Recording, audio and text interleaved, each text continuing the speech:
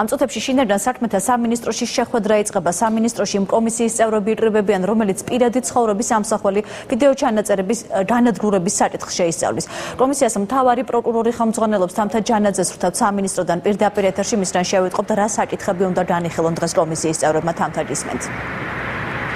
სოფოს შინაგან საქმეთა სამინისტროს ყოფილ შენობაში კომისიის ხდომა სავარაუდოდ მოგვიანებით დაიწყება, რადგან ამ ეტაპზე კომისიის წევრები სრულად არ შეკრებინან. ჩვენს ხელთ არსებული ინფორმაციით ხდომაზე საუბარი იქნება თომას ჰამარბერგის დასკვნასთან დაკავშირებით და მოხდება იმ მექანიზმების შემუშავება, თუ რა ფორმით იქნება განადგურებული ფარული ჩანაწერები. ჩვენ საშუალება გქონდა გავსაუბრებოდით უფლებადამცველს, სახალხო დამცველს უჩა ნანუაშვილს და ის აცხადებს, რომ ყველა ბერკეტი უნდა იქნას გამოყენებული იმისთვის, რომ არ დაირღვეს ადამიანის უფლებები.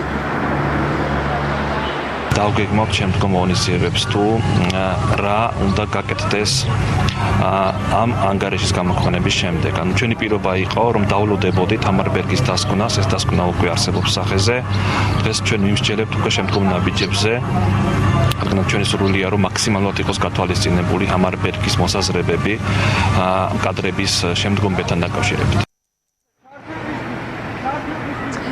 მე მაყურებელს შევახსენებ, უფლებადამცველმა თომას ჰამარბერგმა საქართველოს ხელისუფლებას მიმართა რეკომენდაციით, რომლის მიხედვითაც საჭიროა მოხდეს ფარული ჩანაწერების განადგურება, თუმცა მანამდე აუცილებლად უნდა შეისწავლონ ფარული ჩანაწერები იმისთვის, რომ გამოძიებას ხელი არ შეეშალოს. დიდი მადლობა, ეს იყო თამთა ჯანაძე.